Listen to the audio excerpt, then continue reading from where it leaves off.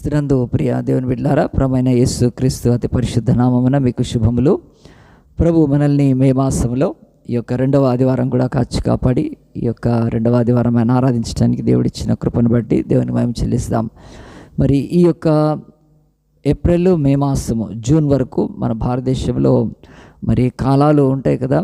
ఎండాకాలం ఉంటుంది, వర్షాకాలం ఉంటుంది, అలాగనే శీతాకాలం. కానీ ఈ కాలాల కంటే కూడా ఇప్పుడు ఒక కాలం మన భారతదేశంలో ఉంది. అది ఎలక్షన్స్ కాలం కనుక ప్రపంచ దేశాలన్నీ కూడా మన భారతదేశం మీద ఒక మరి దృష్టిని పెట్టి ఇక్కడ ఎలక్షన్స్ ద్వారా ఏం జరుగుతుందో చూస్తున్నారు.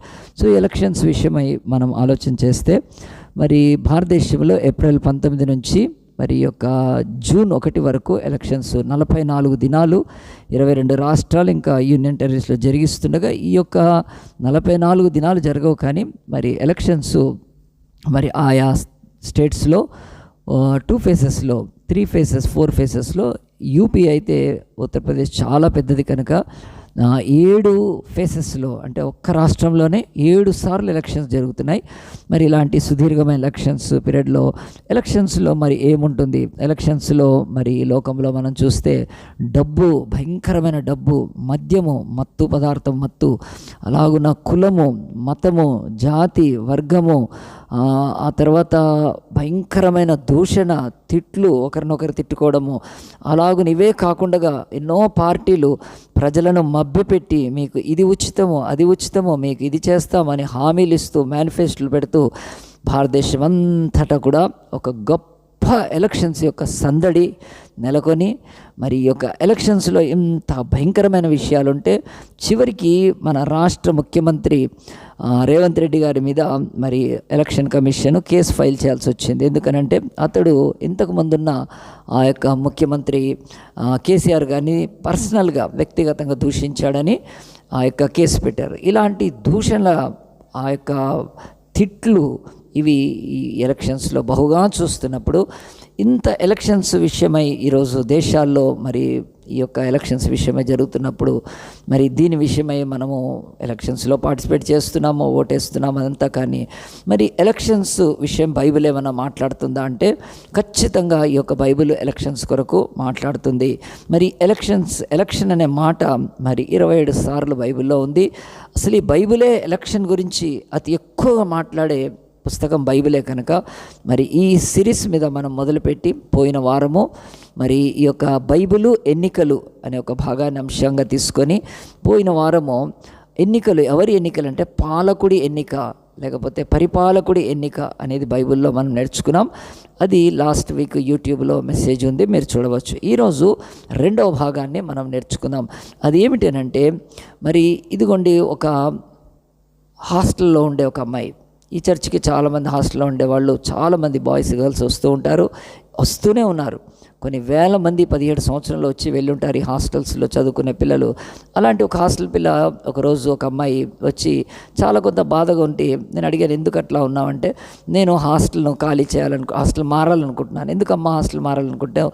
నువ్వు ఒకవేళ ఫుడ్ సరిగ్గా లేదా, అక్కడ వాటర్ లేదా, ఇంకా వైఫై కావాల్సిన మినిమం అలాంటి ఫెసిలిటీస్, బేసిక్ ఎమ్యూనిటీస్ లేకుండా లేవని అవన్నీ మంచిగా హాస్టల్లో. కానీ నాకు ఇంకొక ప్రాబ్లం ఉంది. ఏమిటి అని అంటే నన్ను హాస్టల్లో దేవుని బిడ్డ అని ఒక లాంటి ఎగతాళిగా మాట్లాడుతున్నారు. నేను హాస్టల్ ఎంటర్ అయినప్పుడు దేవుని బిడ్డ వచ్చింది అని చెప్పి, వాళ్ళు టీవీ చూస్తున్నప్పుడు దేవుని బిడ్డ వచ్చింది టీవీ మానేసేమని. అంతేకాదు నేను రూమ్లో ఉండి బైబిల్ చదువుకోవాలనుకుంటే ఇదిగో దేవుని బిడ్డ ఇప్పుడు బైబిల్ చదువుతుంది, మనందరం కామ్గా ఉండాలని. అంతేకాదు వాళ్ళంతా ఎటైనా బయటికి వెళ్ళాలనుకున్నప్పుడు మరి ముఖ్యంగా నన్నే టార్గెట్ చేస్తూ ఇదిగో మనమందరం సినిమాకి పోతున్నాం, బయటికి వెళ్తున్నాం, కానీ దేవుని బిడ్డ రాదు, చర్చికి వెళ్తుంది అని చెప్పి ఎగతాళి చేస్తున్నారు. ఇది చాలా కామన్గా హాస్టల్లో ఉండే బిడ్డలు ఎదుర్కొంటున్నారు. దానికి నేను ఆ అమ్మాయికి మరి చెప్పాను, అమ్మాయి ఏమీ బాధపడకు, వాళ్ళు నిన్ను దేవుని బిడ్డ అంటున్నారు అని అంటే మరి వాళ్ళు ఎవరి బిడ్డలో అడుగుమని చెప్పాను. నేను దేవుని బిడ్డనైతే మీరెవరి బిడ్డలు? ఇక దేవుని బిడ్డలు కాని వాళ్ళు ఇంకెవరు? ఇంకా దయ్యాల బిడ్డలే అయ్యి ఉండాలి కదా. అలాగూ నా అమ్మాయిని బలపరిచి తను చక్కగా దేవుని వాక్యాన్ని నేర్చుకొని బైబిల్ స్టడీకి వచ్చి ఉన్నతమైన ఉద్యోగం సంపాదించుకొని వెళ్ళిపోయింది కూడా. నేను ఎందుకు ఈ మాటలు చెప్తానంటే ఈరోజు దేవుని ప్రజలు అనేవాళ్ళుగా ఈరోజు భూమి మీద మరి అనేకులు దేవుని బిడ్డలని పిలువబడుతున్నారంటే నిజంగా దేవుడు ఆయన ఈ లోకములో తనకు ప్రజలను ఎన్నిక చేసుకున్నాడని బైబిల్ చెప్తుంది. ఖచ్చితంగా ఈరోజు దేవుని ప్రజలు అనేవాళ్ళు ఉన్నారు అని ఖచ్చితంగా బైబిల్ చెప్తుంటే, అసలు ప్రజలు అనేమంట దేవుడు ప్రజల్ని ఎన్నుకుంటాడా? మనుషులందరూ కూడా నాయకులను ఎన్నుకుంటారు, తర్వాత దేవుళ్ళని ఎన్నుకుంటారంటే ఈ బైబిల్ అయితే చెప్తుంది దేవుడు ప్రజల్ని కూడా ఎన్నుకుంటాడు. సో ప్రజల్ని ఎన్నుకోవడం అనేది ఈ బైబిల్లో ఉంది. మరి దేవుడు ఏ ప్రజల్ని ఎన్నుకున్నాడు, ఆయన ఎవరిని మరి అంటున్నాడంటే, ఈ యొక్క భూమి మీద ఈరోజు మరి జాషువా ప్రాజెక్ట్ అని ఒక ఇంటర్నేషనల్ మినిస్ట్రీ వాళ్ళు ప్రపంచంలో మొత్తం ఎన్ని పీపుల్స్ గ్రూప్స్ లేకపోతే ప్రజా గుంపులు ఉన్నాయని ఒక సర్వే చేస్తూ వెళ్తున్నారు. వాళ్ళ లెక్కల ప్రకారం, వాళ్ళ యొక్క స్టాటిస్టిక్స్ ప్రకారము 17,446 మరి ప్రజా గుంపులు ఈ భూమి మీద ఉంటే, ఇవన్నీ కూడా దేవుడి ప్రజల గుంపు కాదు. ఇవందరూ కూడా మనుషులైనప్పటికీ, ప్రజలైనప్పటికీ దేవుడు ఈ భూమి మీద తన ప్రజలు అని మనుషుల్ని ఆయన ఒక వ్యత్యాసాన్ని తీసుకొచ్చి, లేకపోతే ఆయన వేరు చేసినప్పుడు, అసలు ఈరోజు భూమి మీద మనుషులందరూ స్త్రీలు పురుషులే కదా, మరి స్త్రీలు పురుషులుగానే విభజిస్తారు. ఇక లేకపోతే నల్లవాళ్ళు తెల్లవాళ్ళు ఇలాగున రకరకాల ధనవంతులు పేదవాళ్ళు అయితే ఇవేవి దేవుడి దగ్గర లేవు. దేవుడు భూమి మీద మనుషులందరినీ, ప్రజలందరినీ కూడా 3 భాగాలుగా విభజిస్తున్నాడు. కనుక ఈరోజు జాగ్రత్తగా వినండి. దేవుని సన్నిధిలో మొట్టమొదటిది దేవుని యొక్క వాక్యములో, మరి ఈ యొక్క 2వ దినవృత్తాంతాల గ్రంథములో మరి ఆ యొక్క 7వ అధ్యాయము 14వ వచనంలో ఒక మాట రాయబడింది. ఏమంటే 2వ దినవృత్తాంతాలు మరి ఆ యొక్క 7వ అధ్యాయం 14వ వచనంలో మంచి మాట ఉంది చూడండి. ఇది అందరికీ కూడా బాగా మనకు బై హార్ట్ చేసే మాట, లేకపోతే గుర్తుండే మాట. 2వ దినవృత్తాంతాలు 7:14లో, నా పేరు పెట్టబడిన నా జనులు తమ్మును తాము తగ్గించుకొని ప్రార్థన చేసి, వాక్యం మనకు బాగా తెలుసు కదా. 2వ దినవృత్తాలు 2nd క్రానికల్స్ 7:14లో ఏమనుందంటే, దేవుడు నా జనులు అని చెప్తున్నాడు. నా జనులు అని చెప్తున్నాడంటే ఈ భూమి మీద ఆయనకు ఒక ప్రజలు ఉన్నారని, ఆ ప్రజలను ఆయన ఎన్నిక చేసుకున్నాడని, వారే నా ప్రజలని. యాకోబు నీవు నా కుమారుడు, నేను నిన్ను ఇశ్రాయేలు నీవు నా కుమారుడు, ఇశ్రాయేలు నా సొత్తు అని బైబిల్ అనేక సార్లు చెప్పేటప్పుడు మీకు ఒక రెఫరెన్స్ చూపించాను. కానీ మరి దేవుని యొక్క సన్నిధిలో నేను కూడా దేవుని ప్రజలమా కాదా అని ఒక్కసారి ఆలోచిస్తే బైబిల్ చెప్తుంది, అవును, భూమి మీద దేవుడు మొత్తం మనుష్య జాతిని 3 రకాల, మొదటిది గాడ్స్ పీపుల్, దేవుని ప్రజలు, ఇదే గుర్తుపెట్టుకోండి మీరు. ఇక 2వది ఎవరు దేవుని ప్రజలు అంటే, మరి కీర్తనల గ్రంథం 2వ అధ్యాయం తీస్తే, 2వ కీర్తన తీస్తే, ఈ యొక్క 2వ కీర్తనలో ఏమని ఉంటుందంటే, ఆ యొక్క కీర్తన ప్రారంభం అవుతూనే ఇలాగ రాయబడింది చూడండి.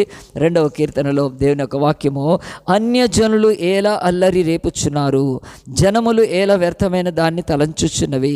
ఈ మాట అన్యజనులు అంటే ఎవరంటే బైబిల్ చెప్తుంది దేవుని ప్రజలు కాని వారందరూ కూడా మిగతా వాళ్ళు అన్యజనులు అని బైబిల్ చెప్తుంది.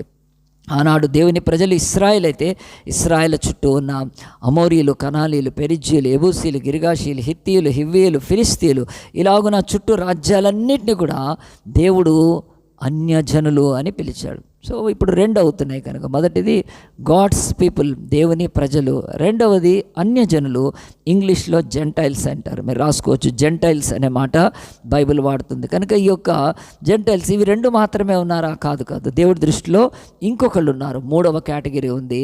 ఎందుకనంటే బైబిల్ అంతా కూడా త్రిత్వం గురించి మాట్లాడుతుంది. బహుశా ఈ ప్రజల్లో కూడా ఈ త్రిత్వం లాగా 3వ భాగం కనిపిస్తుంది. తండ్రి, కుమార, పరిశుద్ధాత్మగాను, అలాగే ఆకాశం, భూమి, మరి ఆ తర్వాత పాతాళముగా ఉన్నట్టుగా మనిషిలో కూడా ఆత్మ, జీవ శరీరాలు ఉన్నట్టుగా ఆ యొక్క నీళ్లు కూడా మరి 3 ఆ యొక్క మరి రకాలుగా, లేకపోతే 3 ఆ యొక్క వాటిలలో ఉంటుందని దాని స్టేజ్ కనుక, మరి నీళ్లు మనం చూస్తే అవి లిక్విడ్ స్టేజ్, వాటిని వేడి చేస్తే అది గ్యాస్ అయిపోతుంది, గ్యాస్ స్టేజ్. దాన్ని ఫ్రీజ్ చేస్తే అది సాలిడ్ స్టేజ్ అవుతుంది, లిక్విడ్, సాలిడ్, గ్యాస్. ఇలా ఒక నీళ్ళే 3 స్టేజుల్లో ఈరోజు మనం చూడగలిగితే, అలాగ స్టేట్స్లో ఇక్కడ బైబిల్ చెప్తుంది. దేవుడి దృష్టిలో ఈ యొక్క బైబిల్ ప్రకారము మనుషులందరూ కూడా 3గా ఉన్నారు. మొదటిది దేవుని ప్రజలు, దేవుడు యాకోబు ఇశ్రాయేల్ అని అన్నాడు. 2వది అన్యజనులు, జెంటైల్స్ అంటే అన్యజనులు, వాళ్ళు కాని వారంతా అన్యజనులే. మన భారతదేశం, మనము, అమెరికన్స్, బ్రిటిష్ వాళ్ళు అందరూ కూడా అన్యజనులే. ఎవ్వడు కూడా దేవుని ప్రజలు కాదు, ఎవ్వరు కూడా కాదు. ఈరోజు జర్మనీ కానీ, ఇటలీ కానీ తీసుకోండి, ఎక్కడైనా ప్రపంచంలో ఒక్క ఇశ్రాయేలీలనే ఆ యొక్క ప్రజలు తప్ప మిగతా వాళ్ళంతా అన్యజనులు. ఈ అన్యజనులు కాకుండా దేవుడు ఇంకొక భాగం చూపిస్తున్నాడు. వాళ్ళు ఎవరు అనంటే, ఇదిగో ద్వితీయోపదేశకాండంలో 12వ అధ్యాయంలో దేవుడు యొక్క వాక్యం ఒక మాట చెప్తుంది. ద్వితీయోపదేశకాండము 12:31లో, తమ దేవతలకు వారు చేసినట్లు నీవు నీ దేవుడైన యెహోవాను గురించి చేయవలదు. ఏలైనగా యెహోవా ద్వేషించి ప్రతి హేక్రియలను వారు తమ దేవతలకు చేసిరి. వారు తమ దేవతల పేరిట తమ వలన తమ కుమార్తెను అగ్నిహోత్రంలో కాల్చివేయుదురు అని చెప్పి దేవుడు ఇక్కడ ఒక మాట చూపిస్తున్నాను. దేవుడు వాళ్ళని ఏమంటున్నాడంటే హేయులు అని పిలుస్తున్నాడు. కనుక ఆ యొక్క హేయులు అనే మాట ఇంకా డీప్గా బైబిల్లో హీదెన్ అనే మాట వాడబడింది. హీదెన్ అని, దానికి ఇంగ్లీష్ వర్డ్ పాగన్ అనే మాట వాడబడింది. సో హీదెన్, పాగన్ అంటే వీళ్ళు ఎవరంటే హేయులు. వీళ్ళు దేవుని ప్రజలు కాదు, అన్యజనులు కాదు, కానీ వారికంటే భయంకరమైన వాళ్ళు హేయులు అన్నప్పుడు ఈ హేయులు ఎవరో మరి బైబిల్లో ఉంది. ఈరోజు కూడా మన భారతదేశంలో కాశీ అనే స్థలానికి వెళ్తే, ఆ యొక్క హైందవుల పుణ్యక్షేత్రం కాశీకి వెళ్తే అక్కడ చాలామంది చనిపోతే అక్కడ శ్మశానంలో వాళ్ళను కాలుస్తూ ఉన్నప్పుడు మరి అక్కడే దగ్గరలో ఒకళ్ళు ఉంటారని మరి ఈరోజు అందరికీ తెలిసిన విషయమే. ఆ ఉండే వాళ్ళు ఏం చేస్తారంటే శ్మశానానికి దగ్గరలో ఆ యొక్క కాటి కాపరి ఇంకెవాళ్ళు ఉంటారు తప్ప కాదు. ఇక్కడ ఉండేవాళ్ళు ఒక వింతైన వాళ్ళు ఆ యొక్క శవాన్ని కాలుస్తూ ఉంటే వచ్చి వాళ్ళను భయభ్రాంతులకు గురి చేసి వాళ్ళని పారదోలి ఆ శవాన్ని తీసుకొని తింటారు. వాళ్ళు ఆ శవాన్ని తీసుకొని తిని ఆ యొక్క బ్రతుకుతారు. వాళ్ళు బట్టలు వేసుకోరు, వాళ్ళు జుట్టు కట్ చేసుకోరు, స్నానం చేయరు, మొత్తం విభూది బూడిద పూసుకుంటారు, పూసుకొని బతుకుతారు. ఎవరు వాళ్ళంటే అఘోరాలు అని ఈరోజు ఈ యొక్క భారతదేశంలో ఉన్నారు. వీళ్ళ లాంటి వాళ్ళు ఎవరంటే వీళ్ళు క్షుద్ర శక్తులు. ఆ యొక్క వాటిని ఆశ్రయించి మంత్రశక్తుల చేత బాణామతి తర్వాత ఇంకా అనేకమైనవి ఉన్నాయి కదా, అలాంటివి ఆచరించేవాళ్ళు. వాళ్ళ సొంత పిల్లల్ని కూడా ఆ యొక్క బలి అర్పిస్తారు. కనుక ఈ యొక్క అఘోరాలైతే మనందరం కూడా మరి ఇండ్లలో ఏదైనా పాత్రలు వాడతాం, కానీ వాళ్ళు ఈ యొక్క బుర్ర కపాలం అనే ఈ యొక్క మన యొక్క స్కల్ని వాళ్ళు మరి పాత్రలాగా వాడుకుంటారు. అంతే, మనం అంతా గంటెలు స్పూన్స్ పట్టుకుంటాము, వాళ్ళు ఎముకలతో వాళ్ళ యొక్క మరి విషయాలను చూసుకుంటారు. ఇలాంటి ఒక భయంకరమైన అఘోరాలు లాంటి వాళ్ళు మరి ఇప్పుడు కాదు, ఆనాడు కనాను ప్రాంతంలో దేవుడి ప్రజలను దేవుడు ఆయన మరి ఆ యొక్క ఏర్పాటు చేసినప్పుడు, సృష్టించినప్పుడు వీళ్ళున్నారు. కనుక వాళ్ళను హేయులు అని చెప్పాడు. సో బైబిల్లో ఈ యొక్క 3వ రకం వాళ్ళను హేయులు, ఇంగ్లీష్లో అయితే హీదెన్ అని, పాగన్స్ అని అంటారు. కనుక వీళ్ళు భయంకర. సో దేవుని వాక్య ప్రకారం ప్రియ దేవుని బిడ్డలారా, ఈరోజు ఈ యొక్క బైబిల్ ప్రకారం 3 ఉన్నారు. ఒకటి దేవుని ప్రజలు, రెండవది అన్యులు జెంటైల్స్, మూడవది హీదెన్ పాగను హేయులు అని చెప్పి బైబిల్ చెప్తుండగా, మరి ఇక్కడ బైబిల్లో ప్రపంచంలో ఉన్న 17,446 ప్రజాగుంపుల్లో దేవుడు మరి ఈరోజు ఈరే నా ప్రజలు అని ఎందుకు అంటున్నాడు? దేవుడు ఆయన ప్రజల్ని ఎట్లా ఎన్నిక చేసుకున్నాడు? ఆయన ప్రజలను ఆయన మరి ఎట్లా ఎన్నిక చేసుకున్నాడు అంటే, ఈ బైబిల్లో ఆది కాండం నుంచి మరి నిర్గమకాండం దాటి, లేకపోతే ఈ యొక్క బైబిల్లో ఆది కాండం అంతా మనం చూస్తే ఇశ్రాయేల్ అనే వాళ్ళు ఏర్పడకముందు, అంతకుముందు ప్రజలు లేరా? భూమి మీద ఉన్నారు. కనుక ఆది కాండం 1వ అధ్యాయం నుంచి చూస్తే అబ్రహాం దగ్గర నుంచి మొదలుపెట్టి ఆ తర్వాత 5వ అధ్యాయంలో మరి ఈ యొక్క షేతు కానీ వీళ్ళందరూ కూడా ఒకళ్ళ తర్వాత ఒకళ్ళ పేర్లు రాయబడ్డాయి కదా.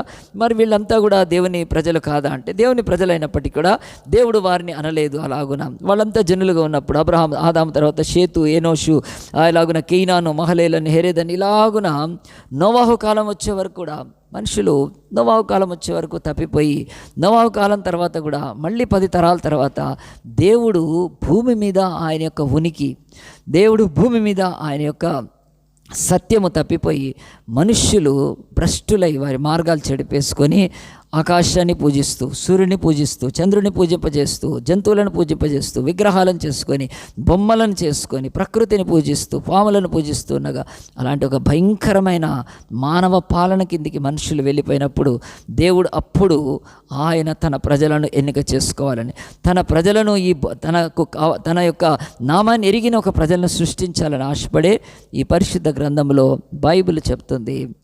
ఆ యొక్క పరిశుద్ధ గ్రంథంలో మనం అపోస్తుల కార్యము తీస్తే 7వ అధ్యాయంలో ఈ భూమి మీద ఇప్పుడు ఎక్కడైతే సదరన్ ఇరాక్ అనుందో ఆ ఇరాక్ ప్రాంతంలో ఈ యొక్క అబ్రహాము నుంచి వచ్చిన నోవాహు నుంచి వచ్చిన షేములోంచి వచ్చిన హారాను అనే ఒక ఆయన ఈ భూమి మీద జీవించాడు. తెరహు అనే జీవించాడని, ఆ తెరహుకు 3 కుమారులు ఉంటే దాంట్లో ఒక కుమారుడైన అబ్రహామును తీసుకొని దేవుడు ఆయన ఎన్నిక చేసుకున్నాడు. అబ్రహాము ద్వారానే ఆయన ఈ భూమి మీద తన ప్రజలను వారిని సృష్టించాడు, లేకపోతే ఆ యొక్క తయారు చేశాడు. కనుక మరి అబ్రహాము పరిస్థితి ఏమిటి?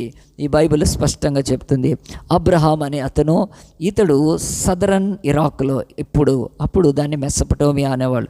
మెసపటోమియాలోని మరి కల్దీయుల ప్రాంతంలో అక్కడ ఊరు అని ఒక ప్రాంతం ఉంది, అక్కడ ఉండేవాడు.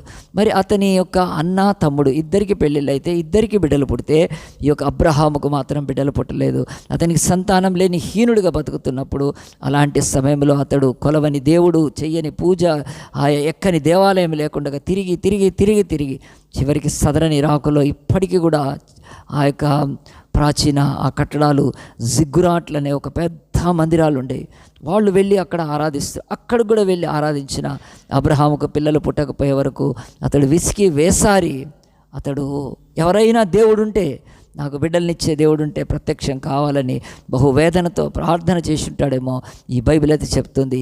అట్టి అబ్రహాము అనే ఆయనకు దేవుడు ప్రత్యక్షమయ్యాడు అని బైబిల్ చెప్తుంది. చూడండి, ఆ యొక్క అపోస్తలుల కార్యం 7వ అధ్యాయంలో మరి ఆ యొక్క స్టెఫెను ప్రధాన యాజకుడితో మాట్లాడుతున్న ఈ మాటల్లో 2వ వచనం, అందుకు స్టెఫెన్ చెప్పింది ఏమనగా, సహోదరులారా, తండ్రులారా వినండి. మన పితరులైన అబ్రహాము హారానులో కాపురం ఉండక మునుపు మెసొపొతామియాలో ఉన్నప్పుడు మహిమగల దేవుని అతనికి ప్రత్యక్షమయ్యి, దేవుడి యొక్క సన్నిధిలో ఇక అబ్రహాం గురించి ఎంతో చెప్పచ్చు, కానీ ఇక్కడ షార్ట్గా మనం చూస్తే అబ్రహాం అనే యొక్క మెసొపొతామియాలో ఇదిగో ఈ యొక్క భయంకరమైన స్థలంలో అతను పిల్లలు లేకుండా ఉన్నప్పుడు అతడుకి ఒకరోజు దేవుడు ప్రత్యక్షమయ్యాడని. ఎట్లా ప్రత్యక్షమయ్యాడు బైబిల్లో లేదు, కానీ దేవుడు ప్రత్యక్షమయ్యి అబ్రహామా నీకు నేను సంతానాన్ని ఇస్తానని చెప్పాడు. మరి అబ్రహాం ఏమని ఉంటాడు? నీకు సంతానం ఇస్తానంటే, దేవా నువ్వు నాకు సంతానం ఇస్తాను, కానీ నువ్వెవరో నాకు కనిపించట్లేదు. అబ్రహాం జీవితంలో ఇంతవరకు అతడు ఆశ్రయించిన, లేకపోతే కొలిచిన, వెళ్ళిన దేవుళ్ళందరూ కూడా కనిపిస్తారు, కానీ ఎవ్వడు కూడా మాట్లాడలేదు.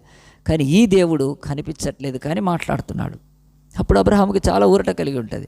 ఈ కనిపించే వాళ్ళు ఎవ్వడూ మాట్లాడట్లేదు, ఎవరైతే కనిపించక అదృశ్యుడు ఉన్నాడో ఆయన మాట్లాడుతున్నాడు, నాకు పిల్లల్ని ఇస్తా అన్నాడు. కనుక తిరిగి అబ్రహాము ఒకవేళ దేవుడితో, ఆ యొక్క కనిపించని దేవుడితో, అదృశ్యుని, దేవా నాకు బిడ్డల్ని ఇస్తా అంటున్నావు, నేనేం చేయాలి?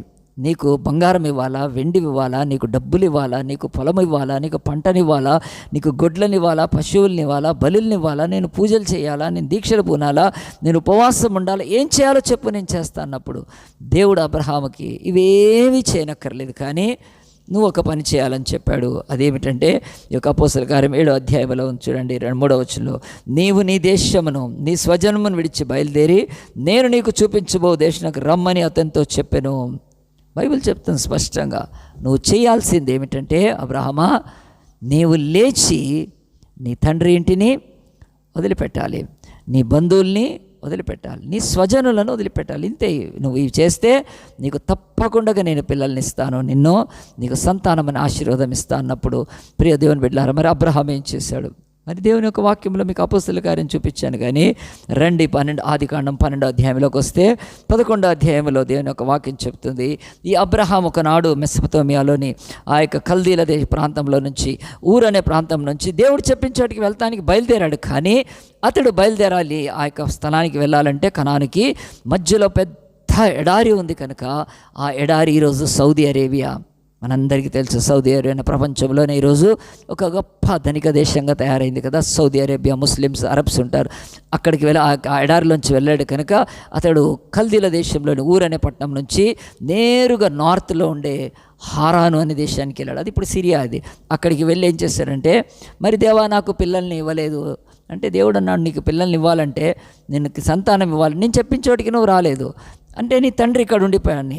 కొంతకాలం అతను అక్కడ హారాన్లో అతను అలాగున గడిపినప్పుడు, అతడు ఇంకా తడువు చేస్తున్నప్పుడు ఈ లోపల అలా తండ్రి తెరహు మృతి పొందిన తర్వాత అప్పుడు దేవుడు మళ్ళీ ప్రత్యక్షమయ్యాడు.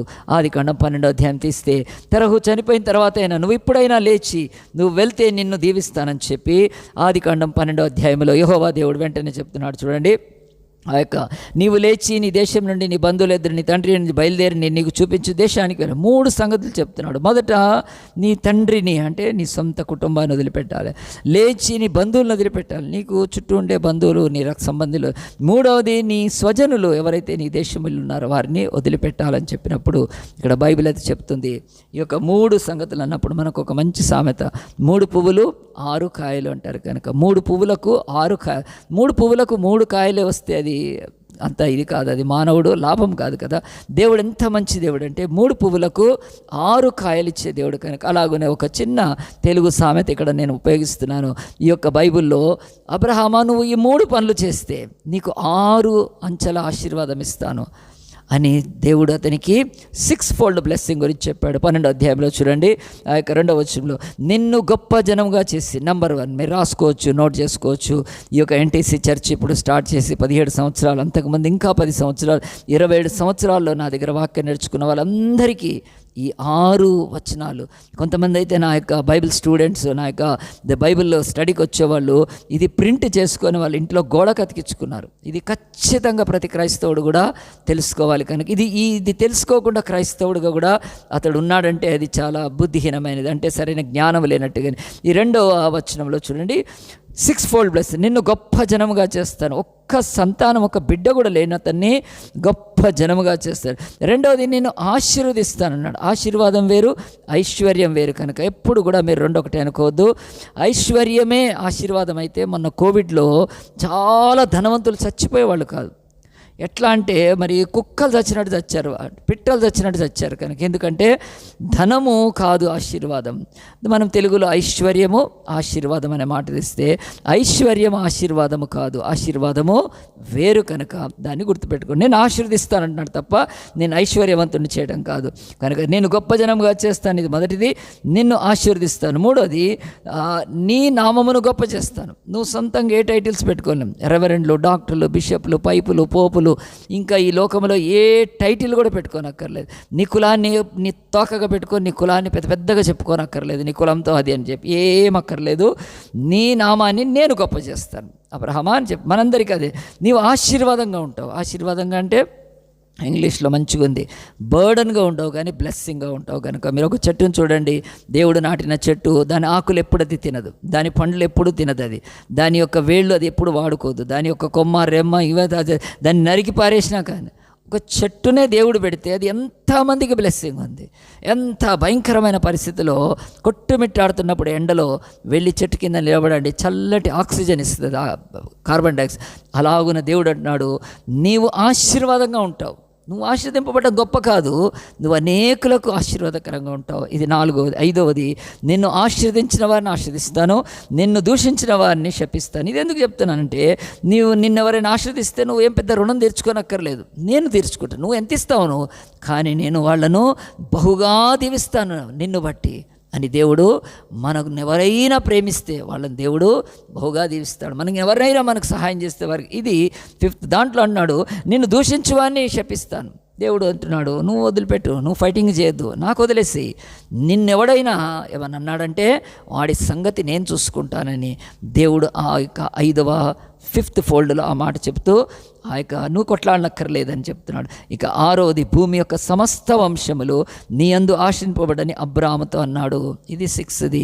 ఇది దేవుడు చెప్తున్నాడు, దేవుని జనాంగము, దేవుని ప్రజలనే వాళ్ళు నీలో నుంచి నేను ఏర్పాటు చేస్తాను, నీలోంచి మళ్ళీ సకల ప్రజలు భూమి మీద ఆశీర్వపడతారు అని. ఇండైరెక్ట్గా అబ్రహమా, నీ కడుపులో నుంచి లోకరక్షకుడు, నీ కడుపులోంచి జగద్రక్షకుడు, నీ కడుపులోంచి విమోచకుడు, నీ కడుపులోంచి మెస్సయ్య వస్తాడు, ప్రపంచాన్ని అంతటిని దీవిస్తాను. ఇప్పుడైతే నువ్వు నేను చెప్పినట్లు వింటావా అని దేవుడు అడిగినప్పుడు అబ్రహాం ఏం చేశాడండి?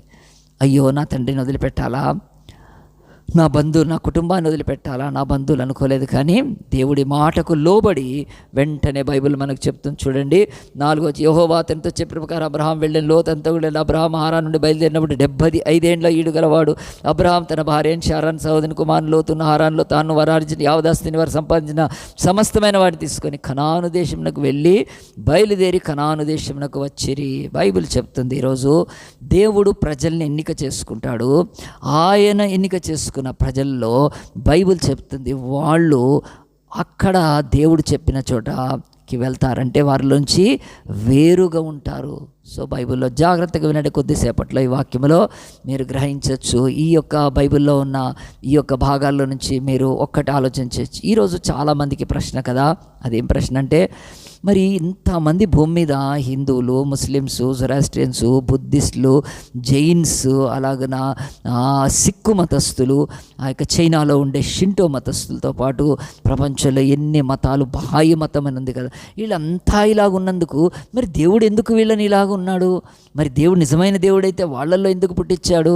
మరి ఆయన ఎరిగినట్టే ఇలాంటి ఒక ప్రశ్నలు ఎంతోమంది వేస్తుంటే, ప్రియ దేవుని బిడ్డలారా, ఈరోజు ఇదిగో వాక్యం వింటున్న మీ జీవితాల్లో అది క్లియర్ కావాలి ఖచ్చితంగా. ఎందుకంటే ఈ బైబిల్ పరిశుద్ధ గ్రంథము, జ్ఞాన గ్రంథము. ఈరోజు బైబిల్లో ప్రతి ప్రశ్నకు జవాబు ఉంది కనుక, ఇదిగో నా బ్రతుకులో ఇప్పుడు 38 years బ్యాకే నేను ఇలాంటి విషయాలు నేర్చుకుంటూ వచ్చి ఇప్పుడు నాకు ఆ క్లారిటీ ఉంది. ఎందుకు చాలామంది అంటారు, మరి యేసుప్రభు నమ్మాలంటే ఆయన మమ్మల్ని ఎందుకు హిందువులుగా పుట్టించాడు, మమ్మల్ని యేసుప్రభు నమ్ముకోవాలంటే ఆయన మేము ముస్లిమ్స్కి ఎందుకు పుట్టించాడని ప్రశ్న వేస్తారు. కానీ ఆ ప్రశ్నలకు ఈరోజు మీరు జవాబు ఖచ్చితంగా ఈరోజు నేను వాక్యము చెప్పి కంప్లీట్ చేసేటప్పుడు గ్రహిస్తారని నేను నమ్ముతున్నాను. ఎందుకంటే ఇది దైవ జ్ఞానం, ఇది సత్య జ్ఞానం, ఇది ఎవరితో విభేదించేది కాదు. పరిశుద్ధ గ్రంథం చెప్తుంది, ఆదాము దగ్గర నుంచి నోవాహు వరకు ప్రజలకు కొంత జ్ఞానం ఉండింది, దేవుడి జ్ఞానం. నోవాహు నుంచి తెరహుకు వచ్చే వరకు పూర్తిగా జ్ఞానం నశించిపోయింది. మనుషుల్ని ఏలడం మొదలుపెట్టారు. వాళ్ళు దేవుళ్ళను సృష్టించి ఆ యొక్క ప్రజలను సత్యం నుంచి దూరం చేశారు. మరి ఆ సమయంలోనే దేవుడు కూడా ఒక ప్రజలను ఎన్నుకోవాలని ఇష్టపడ్డాడు. ఆ దేవుడు అబ్రహాముతో మొదలుపెట్టినప్పుడు ఈరోజు ఎవరైనా దేవుని ప్రజలు అని దేవుడు ఎవరిని అంటాడంటే, వాళ్ళు వేరుగా ఉండేవాళ్ళు. వాళ్ళు అన్ని జనుల మధ్యలో ఉన్న వారు వేరుగా ఉంటారు కనుక అట్టి వేరుగా అబ్రహాము లేచి వెళ్ళి ఎక్కడున్నాడు, ఇప్పుడు కనానులో ఉన్నాడని చెప్పి బైబిల్ చెప్తుంది. కనుక ఈ వేరుగా ఉండే వాళ్ళల్లో బైబిల్లో ఒక 3 సంగతులు ఉన్నాయి. అవి నేను ఫాస్ట్గా చెప్తాను. మొదటిది చూడండి, వేరుగా ఉన్నప్పుడు ఈ యొక్క 12వ అధ్యాయంలో బైబిలు అబ్రహాము వచ్చాడు, ఆ యొక్క కనాను దేశంలో ఉన్నాడు. 6వ వచనం వచ్చే వరకు, అప్పుడు అబ్రహాము షెకెం నందులో ఒక స్థలం దాకా దేశం తాను చేసి మోరే దగ్గర ఉన్న సింధు రక్షణ చేరాడు.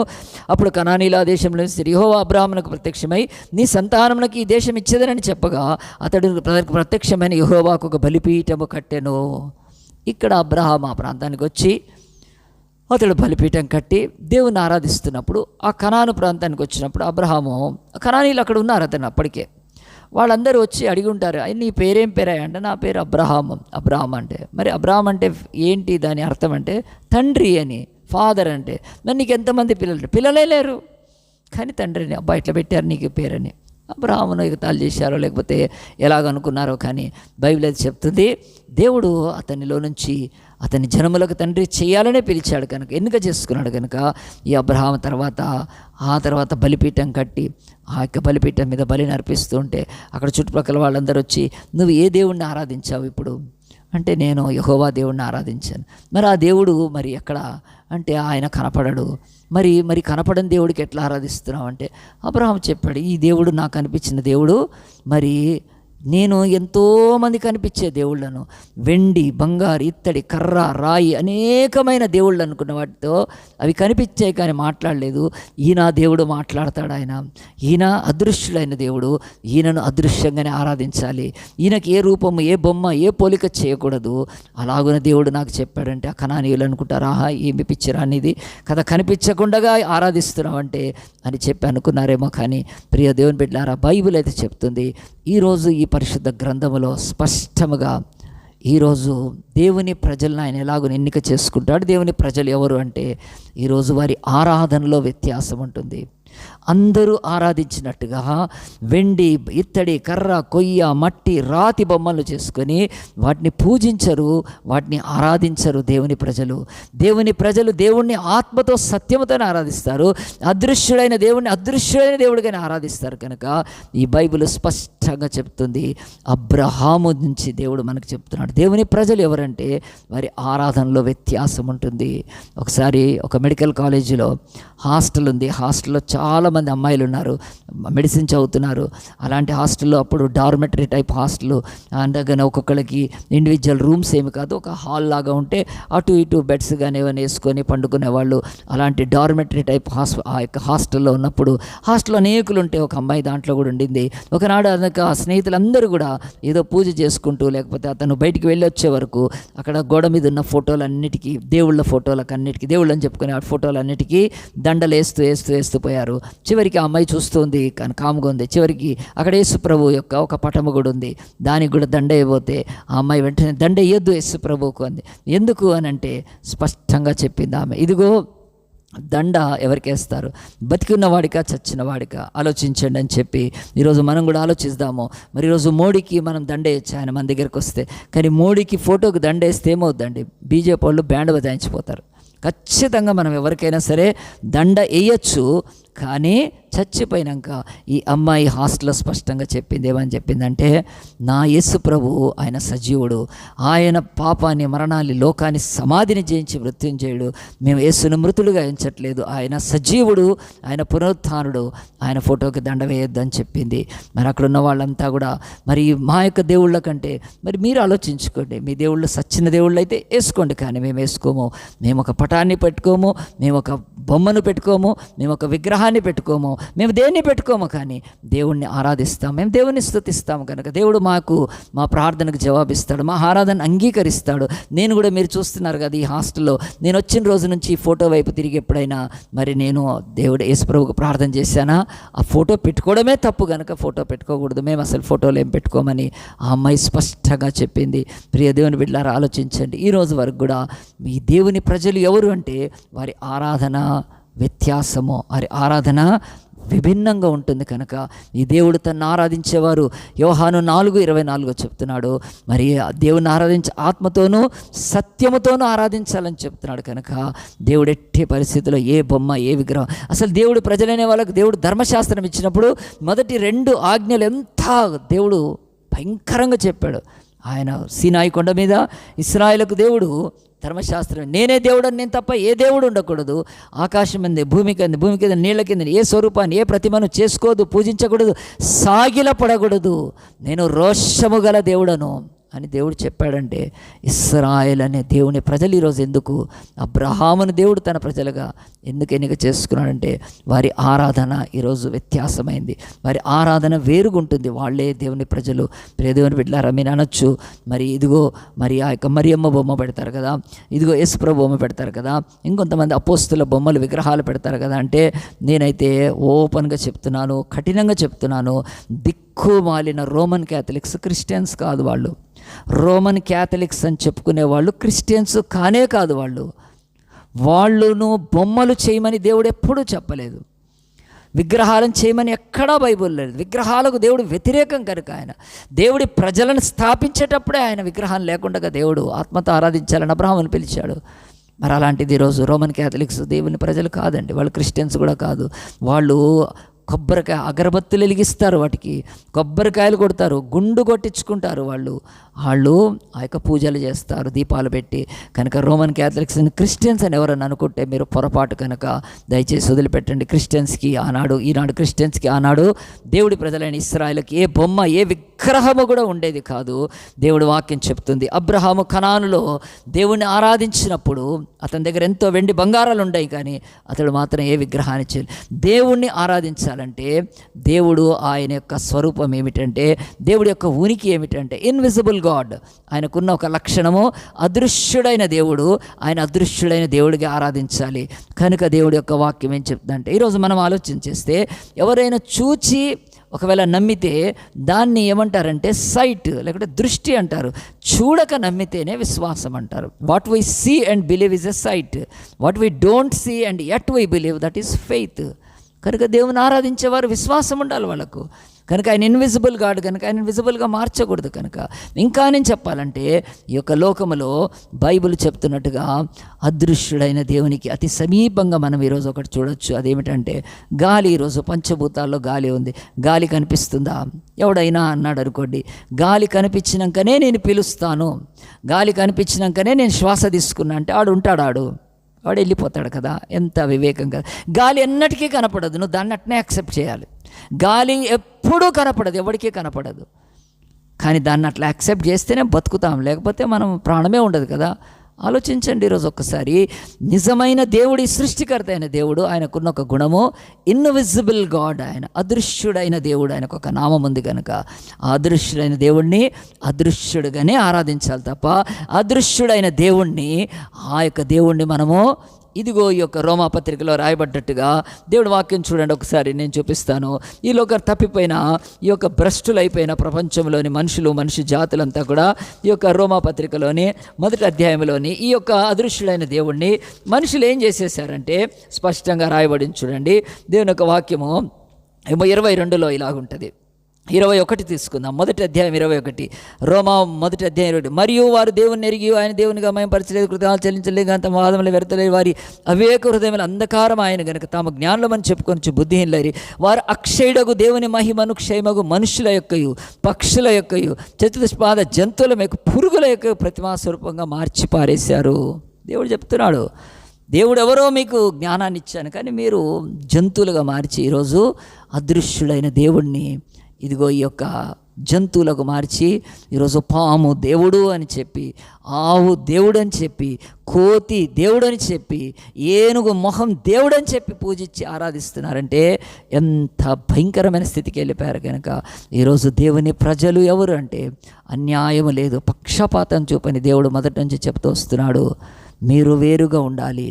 మొదటిది మీరు వేరుగా ఏంటంటే మీ ఆరాధన వేరుగా ఉండాలి.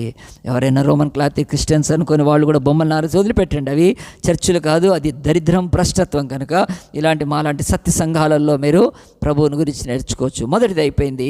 దేవుని ప్రజలుని దేవుడు ఎట్లా ఎన్నుకుంటాడంటే వారి ఆరాధన వ్యత్యాసంగా ఉండాలి, వేరుగా ఉండాలి. కనుక అది మొదటిది. రెండోది చూద్దాం, మనం త్వరగా ముగించవచ్చు.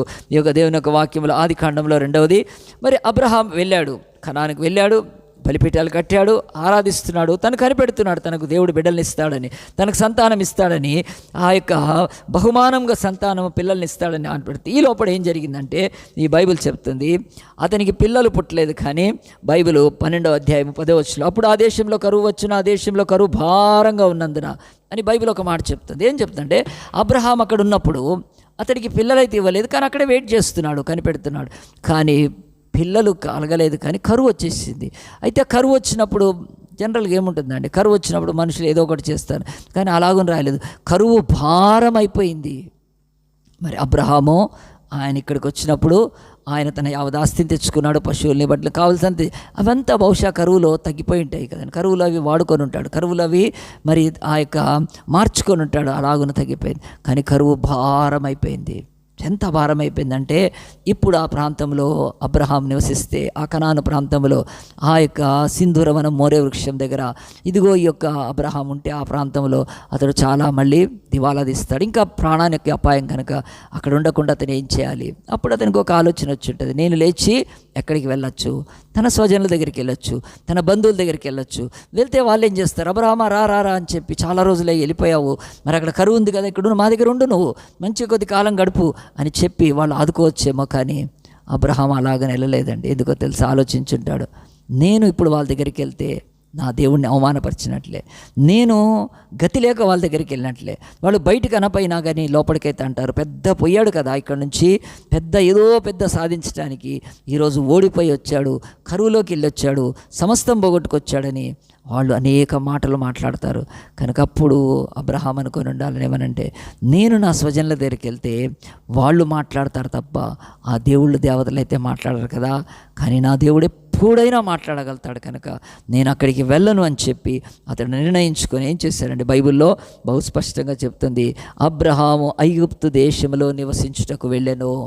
అంటే అబ్రహాము ఇక్కడ తన యొక్క బ్రతుకులో ఒక భయంకరమైన కష్టం వచ్చినప్పుడు అతడు వెనక్కి వెళ్ళలేదు.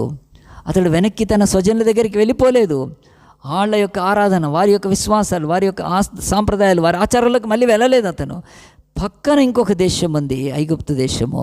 అక్కడికి వెళ్ళి తాత్కాలికంగా అక్కడ దాక్కొని తాత్కాలికంగా అక్కడ సమయాన్ని గడిపి అతను అక్కడ తన భార్యను ఆ యొక్క ఫరో పెట్టుకోవడము, ఫరో తీసుకొని వెళ్ళడము తెలియక, మరి ఆ తర్వాత తెలుసుకొని, అబ్రహామా నీ భార్యను ఎందుకు చెప్పలేదు, నీ భార్య అనుకోకుండా నీ చెల్లి అనుకొని నేను పెళ్లి చేసుకున్నాను, నువ్వే కదా చెల్లెమని చెప్పావు, ఇది తప్పు కదా అని చెప్పి అబ్రహాం అయితే ఆ యొక్క ఫరో అన్నాడు, ఇక్కడ నన్ను నా భార్యను బట్టి నన్ను చంపేస్తారేమో అని నేను అలాగని చెప్పానని చెప్పి కొన్ని మాటలు చెప్పినాక వెంటనే దేవుడు షారాను బట్టి ఆ యొక్క ఫరో కుటుంబాన్ని మొత్తినప్పుడు వాడు వెంటనే ఫరో రియలైజ్ అయ్యి షారాను అబ్రహామును విస్తారమైన ఆస్తి ఇచ్చి, పనివాళ్లను పనికత్తెలను ఇచ్చి, గొర్రెలు గాడిదలు ఒంటెలు విస్తారమైన ధనాన్ని ఇచ్చి, అయ్యా నువ్వు ప్రవక్తలాగున్నావు, ఇక్కడ ఉండొద్దు, నువ్వు వెళ్ళిపో నువ్వు మా దేశంలోంచి అని చెప్పి పంపించి పోయినప్పుడు కరువులోను ఎన్ని కోల్పోయి వెళ్ళిన దేవుడు అతన్ని ఐగుప్తు నుంచి ధనవంతుడిగా చేసి తీసుకొచ్చాడని ఇక్కడ బైబిల్ ఒక మాట చెప్తుంది. భూమి మీద మొదటిది దేవుని ప్రజలు ఎవరు అనంటే, నంబర్ 1 ఆరాధనలో వారు వ్యత్యాసం వేరుగా ఉంటుంది. వారి ఆరాధన ఆత్మతో సత్యంతో ఆరాధించే ఆ యొక్క విభిన్నత కనిపిస్తుంది. రెండవది ఇక్కడ మనం ఈ యొక్క బైబిల్లోంచి నేర్చుకుంటే, దేవుని ప్రజల్ని దేవుడు ఆయన ఎట్లా ఎన్నిక చేసుకుంటాడంటే, ఆపదలో మనుష్యుల యొక్క వైఖరి ఎలాగుంటుంది. వాళ్ళు ఆపదలో అబ్రహాము వైఖరి ఏమిటంటే, అతడు వెనక్కి వెళ్ళలేదు కానీ అతడు ముందుకే వెళ్ళాడు. ఆ ఆపదలో దేవుడు అతన్ని ఆదుకునే రీతిగా దేవుడి యొక్క కృప దొరికే కింద ఉన్నాడే తప్ప తను తిరిగి వెళ్ళిపోలేదంటే, ఈ బైబిల్ ఏం చెప్తుందంటే, మనందరికీ కూడా ఆపదలలో చాలామంది ఈరోజు వాళ్ళు వెనక్కి వెళ్ళిపోతారు. వాళ్ళు ఎవ్వరూ దేవుని ప్రజలు కాదు. ఈ బైబిల్లో మీకు తెలుసు 66 గ్రంథాలు ఉన్నాయి. దాంట్లో స్త్రీల పేరుతో రాయబడ్డ గ్రంథాలు 2, ఒకటి ఎస్తేరు గ్రంథము, ఒకటి రూతు గ్రంథము. ఇప్పుడు రూతు గ్రంథము నేను చెప్తున్నాను, మీరు తీయనక్కర్లేదు, బైబిల్ చూసుకోండి. తర్వాత రూతు అనే గ్రంథం ఉంది. ఆ రూతు అనే గ్రంథములో బైబిల్ చెప్తుంది, ఆ యొక్క నయోమి అనే ఒక ఆమె భర్త ఎలిమెలేకు, వాళ్ళిద్దరూ కూడా బెత్లెహేంలో ఉన్నారు. బెత్లెహేము అది దేవుని యొక్క ప్రజల దేశము. ఆ దేవుని ప్రజల దేశంలో వారు సంపూర్ణంగా సంపదలతో చాలా మంచిగున్నప్పుడు ఒకనాడు అక్కడ కూడా కరువు వచ్చినప్పుడు ఎలిమెలేకు నయోమి అనేవాళ్ళు టూ స్మార్ట్గా వాళ్ళు లేచి దేవుని దేశము అయిన ఆ యొక్క ఇశ్రాయేలు దేశాన్ని, దేవుని దేశమైన ఆ యూదయ ప్రాంతాన్ని వదిలిపెట్టి బెత్లెహేములో నుంచి వాళ్ళు పక్కనున్న మోయాబు దేశంలోకి వెళ్ళారని ఇక్కడ దేవుడు చెప్పాడు. మీరెవరైనా సరే దేవుని ప్రజలు వేరే దేశానికి వెళ్ళకూడదు, వేరే దేశం ఆచారాలు నేర్చుకోకూడదు, వేరే వాటి దగ్గరికి వెళ్ళకూడదు అని చెప్పిన దేవుడు ఇప్పుడు ఎలిమెలేకు నయోమి ఏం చేశారని, కరువు వచ్చినప్పుడు వెనక్కి వెళ్ళిపోయారు. ఎక్కడికి వెళ్ళిపోయారు? మోయాబు దేశం అంటే ఇది దేవుడి దేశం అయితే ఇశ్రాయేలు, పక్కనున్న దేశం ఏమవుతుందండి? అది దయ్యాల దేశమే అవుతుంది. దయ్యాల దేశమే. కనుక ఎవరైనా దయ్యాలంటే చాలామంది బాధపడతారు, కానీ ఈ దయ్యాల గురించి జ్ఞానము లేక అన్నారు. కానీ దయ్యాలంటే ఎవరో కాదు, వాళ్ళు దేవుని సన్నిధిలోంచి త్రోసివేయబడ్డ వాళ్ళు, పడిపోయిన వారు. దేవుని దూతలు ఏంజిల్సే, ఇదిగో వీళ్ళు కూడా ఏంజిల్సే, కానీ వీళ్ళు స్పిరిట్స్ కనుక దయ్యాలు అని పిలవడుతుంది. ఈరోజు ఎవరినైనా దయ్యము అంటే ఎంతో కోపం వస్తుంది, కానీ మరి ఆలోచించండి, దేవుడిని వదిలిపెడితే మనకు గతి దయ్యాలే. కనుక ఎలిమెలేకు నయోమి తన 2 కుమారులను ఆ యొక్క మహులోను కిల్యోను తీసుకొని కరువు వచ్చినప్పుడు చాలా టూ స్మార్ట్గా వాళ్ళు లేచి వెళ్ళి మోయాబు దేశానికి వెళ్ళారు. మోయాబు దేశానికి వెళ్తే అక్కడ కరువు లేదు కనుక అక్కడ బ్రతికేయచ్చు అనుకున్నారు.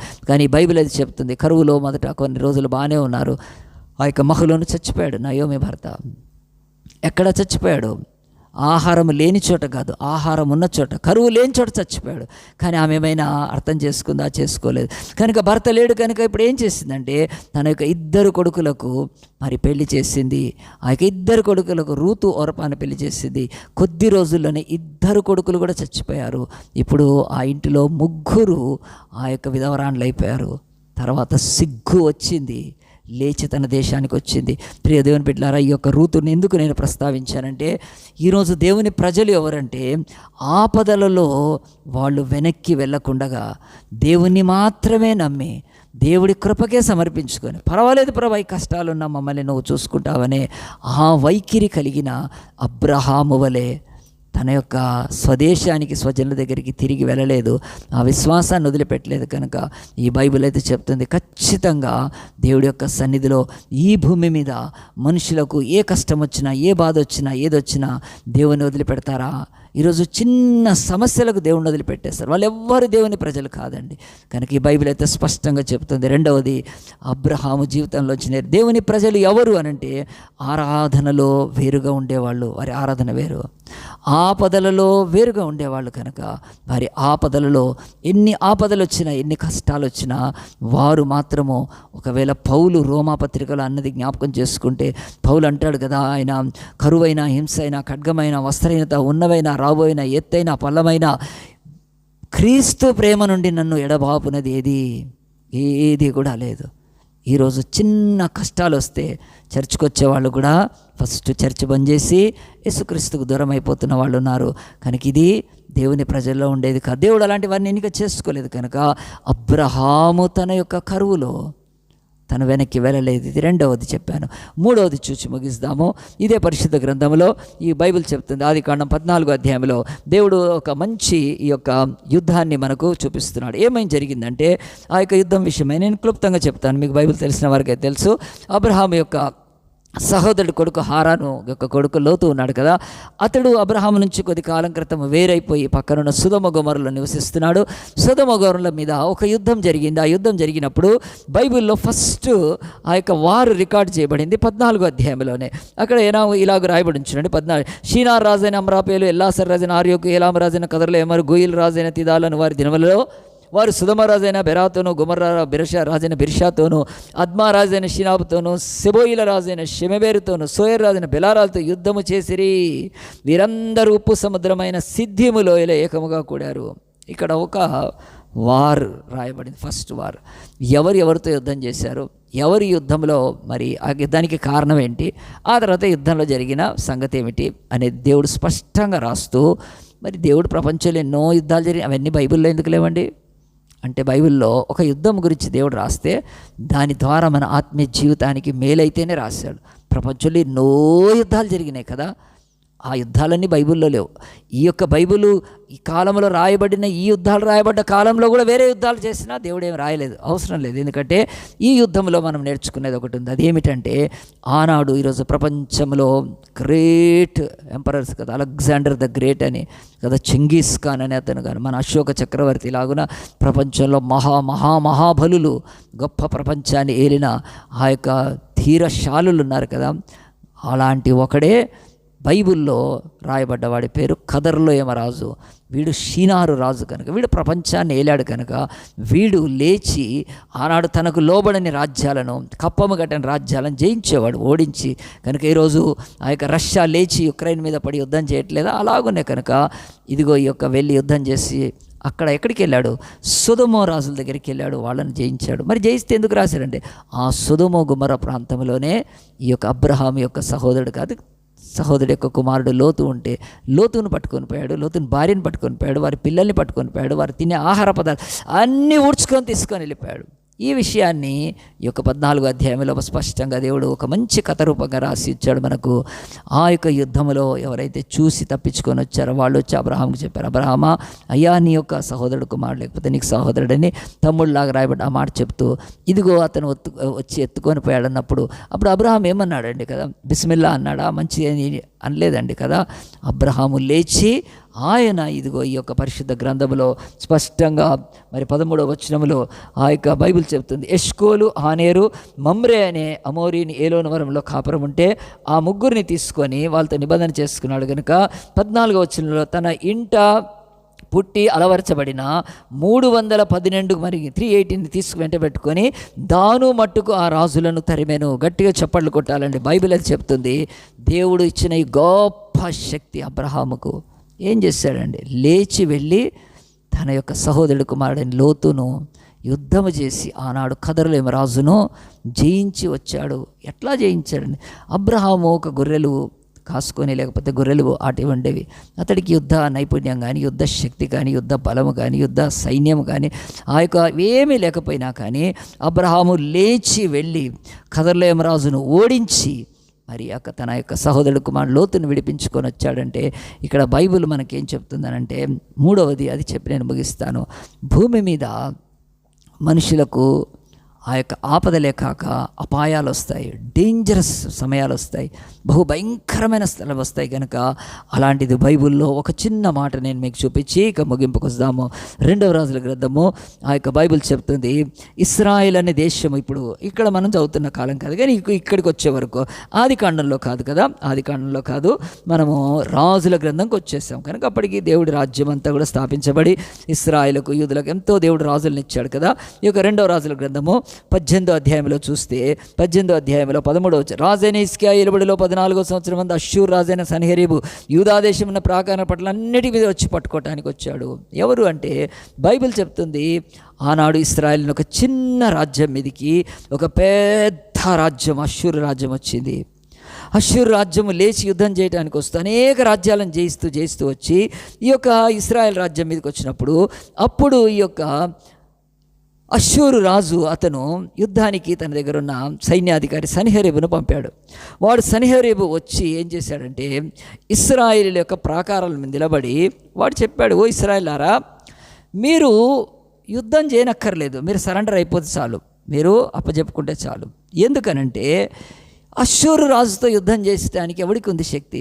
మా రాజుతో కానీ మాతోటి, మీరందరూ కూడా ఏ పార్టీ వాళ్ళు కదా అని చెప్పి వాడు ఒక్కటి చెప్పాడు, మీ రాజైన హిజ్కియాను నమ్ముకొని, మీ రాజైన హిజ్కియా యెహోవా దేవుణ్ణి నమ్మమని చెప్తున్నాడే, మోసపోవద్దు, మీరు త్వరగా సరెండర్ కండి, యుద్ధం చేయొద్దు.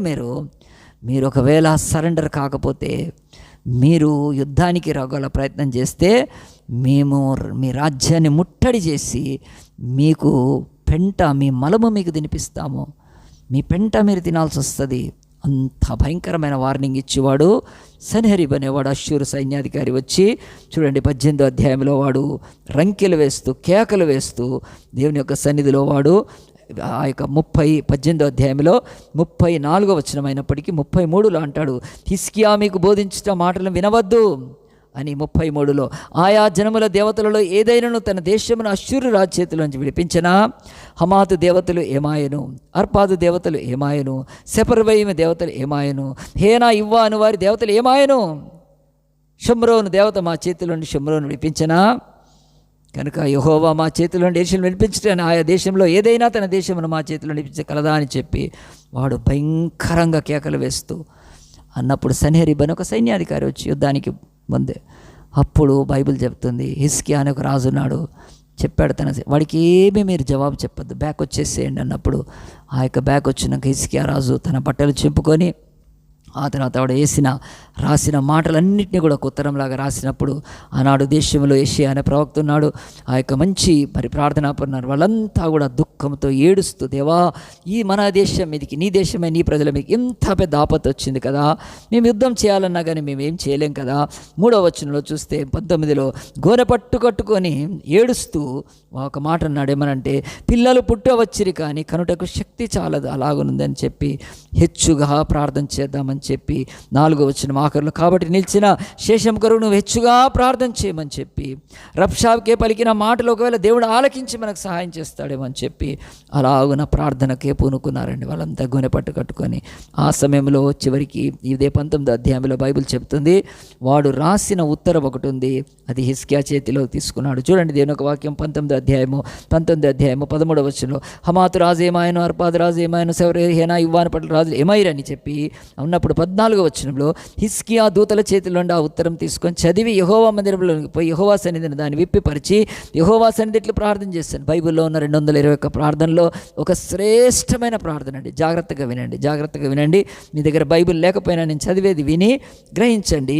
హిజ్కియా ప్రార్థన, యెహోవా సన్నిధి ఇట్లా ప్రార్థన, యెహోవా కెరూబుల మధ్య నివసించిన ఇశ్రాయేలు దేవా, భూమి ఆకాశాలు కలిగజేసిన అద్వితీయ దేవా, నీవు లోకమందున సకల రాజ్యములకు దేవుడై ఉన్నావు. యెహోవా చెవియొగ్గి ఆలకింపుము, యెహోవా కన్నులు తెరిచి దృష్టించుము, జీవంగల దేవుడమైన నేను దూషించకై సన్హెరీబు పంపిన వాని మాటలను చెవిన పెట్టుము. ఎంత చక్కగా అంటున్నాడు చూడండి. యెహోవా అష్షూరు రాజులు ఆ జనములను వారి దేశములను పాడి చేసిరి, అది నిజమే. అది వారి దేవతలను అగ్నిలో వేసింది నిజమే. ఆ రాజ్యముల దేవతలు నిజమైన దేవుళ్ళు కాక మనుష్యుల చేత చేయబడిన కర్రలు రాళ్లే గనుక వారు నిర్మూలం చేసిరి. యెహోవా మా దేవా, లోకమందున సమస్త జనులు నీవే నిజముగా అద్వితీయ దేవుడవైన యెహోవా అని తెలుసుకున్నట్లు అతని చేతిలో నుండి మమ్మల్ని రక్షించుము. ఎంత చక్కగా ప్రార్థన చేశారండి. ఏం జరిగిందండి బైబిల్లో? దేవుడి వాక్యం చెబుతుంది, హిజ్కియా దేవుని మందిరంలో చేసిన ప్రార్థన దేవుడు ఆలకించి యెషయా అనే ఒక ప్రవక్త ద్వారా ఆ యొక్క హిజ్కియాకు కబురు పంపాడు. హిజ్కియా, నువ్వు భయపడవద్దు, నీ ధైర్యాన్ని వదిలిపెట్టవద్దు, నువ్వు ఆశ్రయించిన దేవుడు నరుడు కాదు కనుక. ఇదిగో రబ్షాకే వాడి మాటలు దేవుడు విన్నాడు. వాడి రంకెలు వేయడం, వాడి కేకలు వేయడము, వాడు అరవడం అంతా నేను చూస్తూనే ఉన్నాను. ఇదిగో ఒక్క మాట విను, ఈ కలహాన్ని మాన్పిస్తాను, వాడి గాలమును ముక్కుకు తగిలించి వాడిని లేవనెత్తి మళ్ళిస్తాను, నిన్ను కాపాడుతానని ఒక ప్రవచనము తర్వాత అధ్యాయంలో రాయబడిందండి. ప్రియ దేవుని బిడ్డలారా, బైబిల్ చెప్తుంది, ఈ యొక్క 2వ రాజుల గ్రంథములో ఈ యొక్క మాటలు మనం చూస్తే దేవుడు ఏం చేశాడంటే, బైబిల్లో 19:35 ఇలాగున రాయబడింది చూడండి. 19:35 దేవుడు ఆయన ఆదుకొని ఆ రాత్రియే యెహోవా దూత బయలుదేరి అష్షూరు వారి దండిపేటలో చొచ్చి 185,000 మందిని హతము చేశాను. ఉదయమున జనులే చూసేవాళ్ళు మృతకళ్ళు గట్టిగా చప్పట్లు కొట్టాలండి. బైబిల్ చెప్తుంది, దేవుని యొక్క సన్నిధిలో ఈ యొక్క భాగాన్ని నేను ఎందుకు చూపిస్తున్నానంటే, ఈరోజు దేవుని ప్రజలు ఎవరు అనంటే, వాళ్ళు మొదటిగా ఆరాధనలో వ్యత్యాసం వేరుగా ఉంటారు. అందరూ మనుషులు ఆరాధించినట్టు వారి ఆరాధన వేరుగా ఉంటుంది. రెండవది, ఆపదలో వారి యొక్క వైఖరి వేరుగా ఉంటుంది, వెనక్కి వెళ్ళరు. మూడవది, అపాయములో దేవుణ్ణి ఆశ్రయిస్తారు, ఇది వేరుగా ఉంటుంది. మనుషులను ఆశ్రయించరు, ఈ లోకాన్ని ఆశ్రయించరు, బలాన్ని ఆశ్రయించరు, ధనాన్ని ఆశ్రయించరు, శక్తిని ఆశ్రయించరు, కానీ దేవుణ్ణి ఆశ్రయిస్తారు. కనుక ఈ బైబిల్ చెప్తుంది, హిజ్కియా ఒక గొప్ప దేవుని ప్రజల రాజు కనుక అతడు దేవుణ్ణి ఆశ్రయించాడు. 185,000 మందిని దేవుడు ఆ రోజు అష్షూరు సైన్యాన్ని హతమార్చి ఇశ్రాయేలు దేశాన్ని విడిపించాడంటే, ఈరోజు మనకు కూడా దేవుడు అంటున్నాడు, నీ అపాయాల్లో నువ్వు దేవుణ్ణి ఆశ్రయిస్తేనే నువ్వు దేవుడి ప్రజల్లోగా ఎంచబడతావు. దేవుడు అట్టివారిని ఎన్నిక చేసుకున్నాడని చెప్తున్నాడు. కనుక నేను ఒక చిన్న నేరేషన్ చెప్పి నేను ముగిస్తాను. 1967 సంవత్సరం జూన్ 5వ తారీఖున ఒక యుద్ధం ప్రారంభమైంది. ఆ యొక్క యుద్ధం రెండు దేశాల మధ్య ప్రారంభమైనాక యుద్ధంకి మళ్ళీ నెక్స్ట్ డే లోపలనే ఈ యొక్క 2 దేశాల మధ్య యుద్ధం జరుగుతుంటే, వైరి శత్రువులు ఉంటే ఇంకొక దేశము కూడా చేరి ఆ ఒక్క దేశం మీద పడింది. అలాగున్న 3 రోజుల్లో ఈ దేశం మీద 5 రాజ్యాలు లేచి 5 దేశాలు లేచి ఒక్క దేశంతో పోరాడినప్పుడు ఆ యుద్ధం ఏం జరిగిందో తెలుసా అండి? జూన్ 5న ప్రారంభమైన యుద్ధము జూన్ 10వ తారీఖున క్లోజ్ అయిపోయింది, ఎండ్ అయిపోయింది. వారం కాదు కదా అట్లా. ఎప్పుడైనా యుద్ధం ప్రారంభమైతే ఎన్నో రోజులు కదా.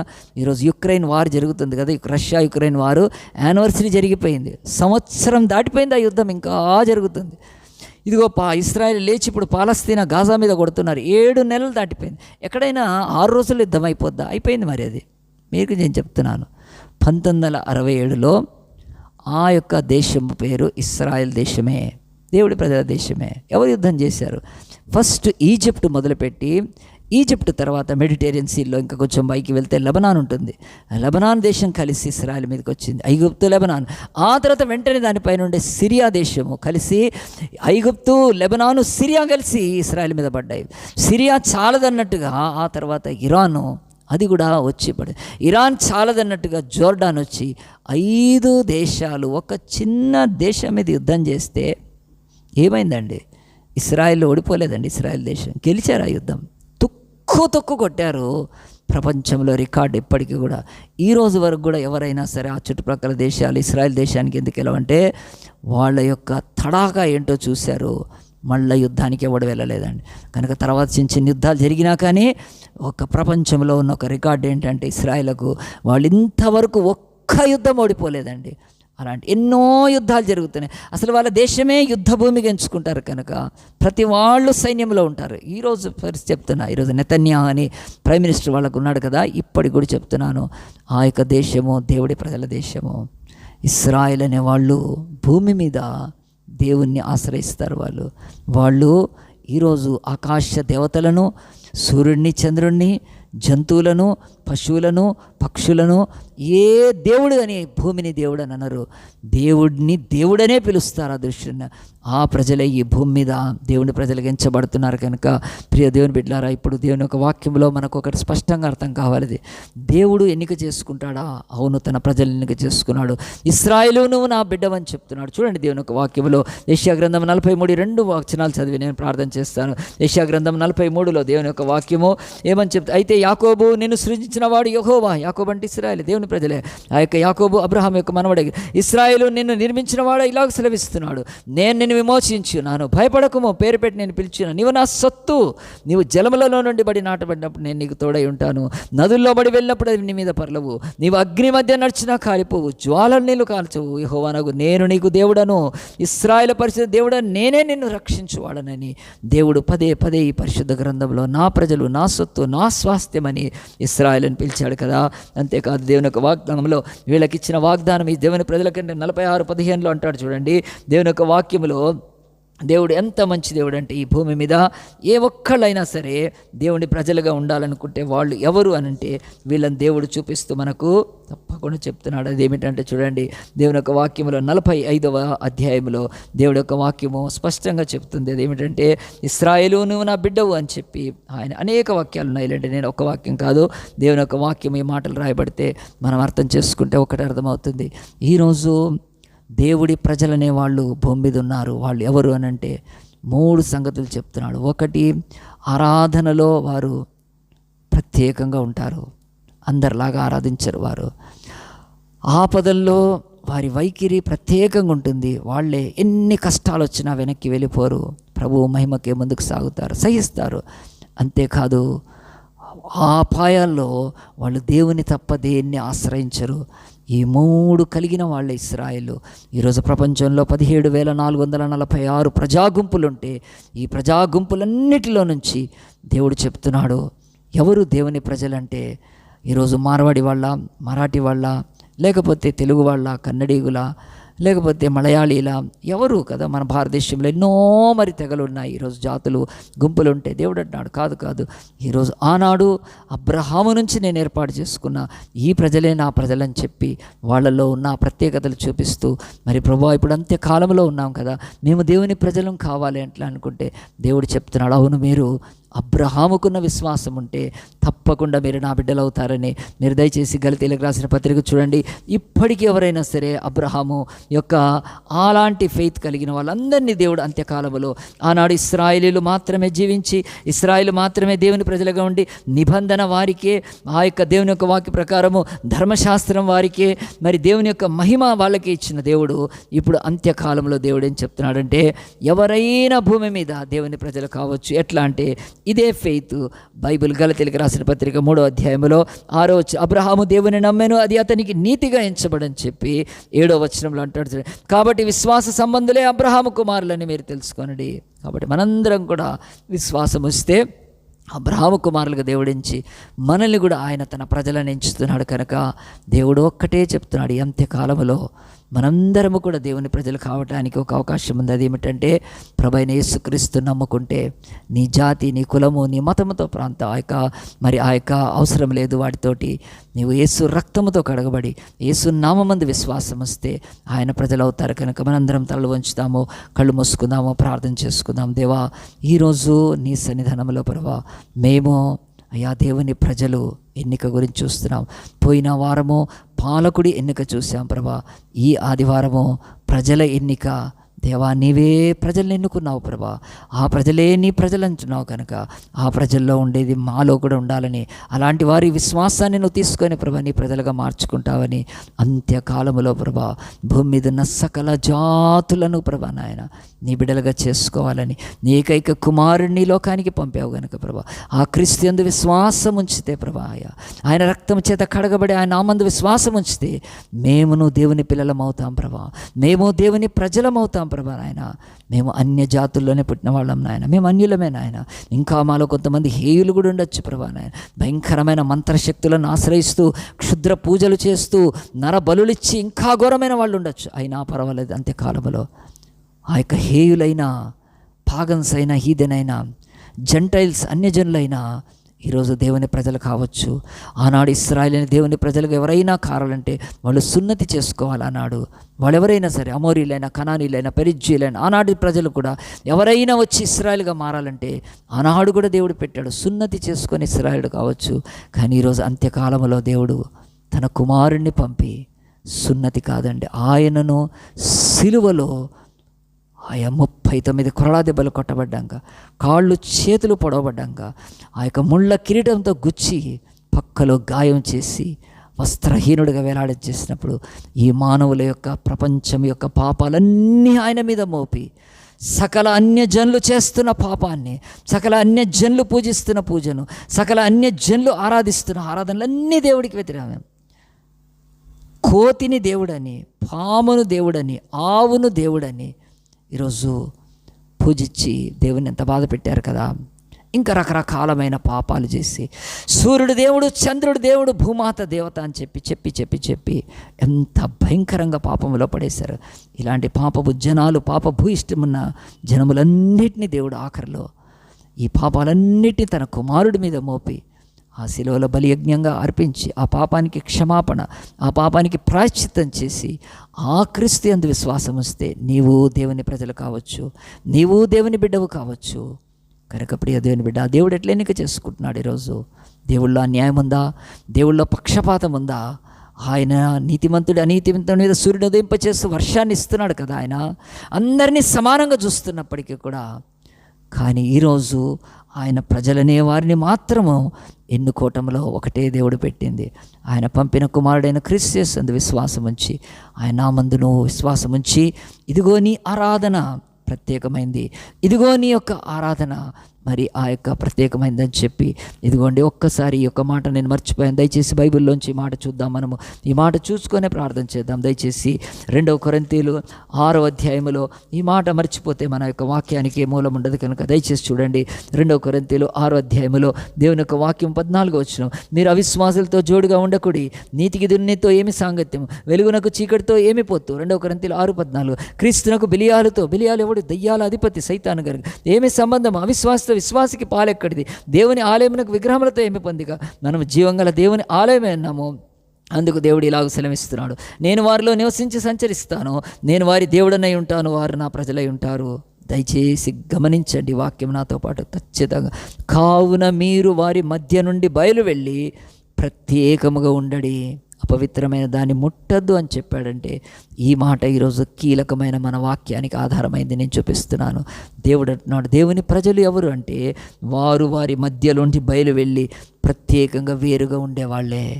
కాబట్టి నువ్వు వేరుగా ఉన్నావా? వేరుగా ఎక్కడ ఉండాలి? 3 విషయాలు. నీ ఆరాధనలో వేరు కనిపించాలి, ప్రత్యేకత. నీ ఆపదల్లో నీ యొక్క వైఖరి ప్రత్యేకంగా ఉంటేనే, అపాయాలలో దేవుణ్ణి ఆశ్రయిస్తేనే నీవు ఆయన ప్రజలుగా ఈ భూమి మీద ఎంచబడతావు. కనుక అట్టిది క్రీస్తు యేసులో నీకు అనుగ్రహిస్తుండగా నువ్వు స్వీకరించు, రక్షణ పొంది దేవుని ప్రజలై, ఇదిగో కుక్కల్ని, ఇదిగో ఈ యొక్క పందుల్ని, ఇదిగో ఈ యొక్క పాముల్ని, ఇదిగో ఈ యొక్క ఆవుల్ని, ఇదిగో ఏనుగులను మొక్కుతూ, అవి దేవుళ్ళు దేవతలని వెండి, బంగారు, ఇత్తడి, కర్ర, కొయ్య, రాతి బొమ్మలను ఆరాధింపజేస్తూ, దైవత్వం కాదు కానీ ఆ కనీసము ప్రాణము లేని బొమ్మలను ఆరాధిస్తున్న వారిలో నువ్వు కూడా నశించిపోకుండా ఉండాలంటే ప్రియ బిడ్డ ఒక్కసారి ఆలోచించు. దేవుని ప్రజలుగా నిన్ను పిలుస్తున్నాడు. ప్రయాసపడి భారము వల్ల నా యొద్దకు రండి, నేను మీకు శ్రాంతినిస్తానని. కనుక ఇచ్చయించువాన్ని జీవజల తాగుటకు రమ్ము అని ప్రకటన గ్రంథం 22లో చెప్తున్నాడు కదా. నువ్వు వస్తే జీవజలం ఉచితమే, నువ్వు వస్తే నీకు దేవుని రాజ్యము భాగ్యం ఉచితమే. కనుక ఆయన నమ్ముకుంటే, ఆయనందు విశ్వాసం వస్తే నువ్వు దేవుని ప్రజలవుతావు. 17,446 ప్రజా గుంపుల్లో నుంచి ఈరోజు అన్ని గుంపుల్లో నుంచి దేవుని ప్రజలుగా మారుతున్నారు కదా. ఈరోజు ఎరికెలోళ్ళు, యానాది వాళ్ళు, బుడిగ జంగారం వాళ్ళు, కనీసం వాళ్ళ కులము చెప్పుకోలేక ఉన్న వాళ్ళ దగ్గర నుంచి బ్రాహ్మణులను, వైశ్యులను, క్షత్రియులను, చెప్పండి లోకంలో ఎవరున్నారు గొప్పవాళ్ళు, వాళ్ళను కూడా దేవుడు పిలుస్తున్నాడు. కాలం సమీపించింది, అంతమైపోద్ది. మీరు దేవుని ప్రజలుగా నా కుమారుడైన క్రీస్తుని నమ్మితే మీరు మార్చబడతారని ప్రభు పిలుస్తున్నాక మనందరము ప్రార్థన చేసుకుందాం. మహోన్నతుల పరిశుద్ధుల ఈరోజు నాయన మేము ప్రభా అయ్యా నా తండ్రి బైబిల్ ఎన్నికల్లో రెండవది చూసాం ప్రభా.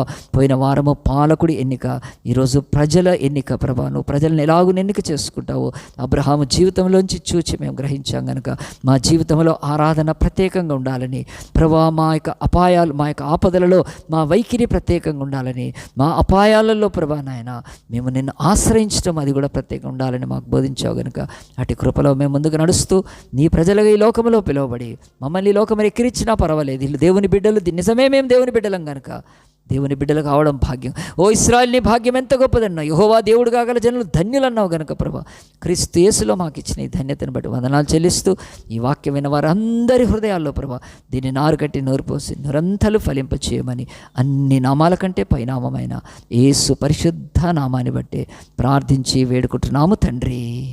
ఆమేన్.